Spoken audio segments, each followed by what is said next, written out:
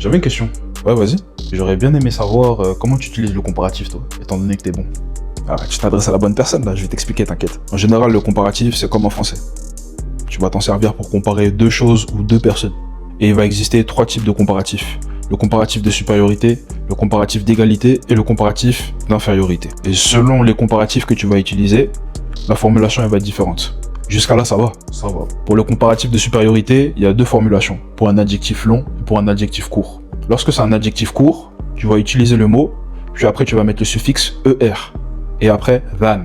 Lorsque c'est un adjectif long, tu vas utiliser le mot more, après mettre le mot en question, puis utiliser than.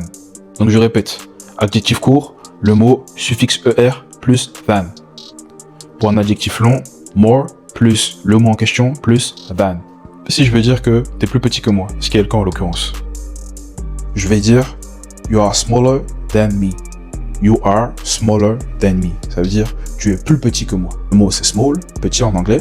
Tu rajoutes le suffixe ER et than.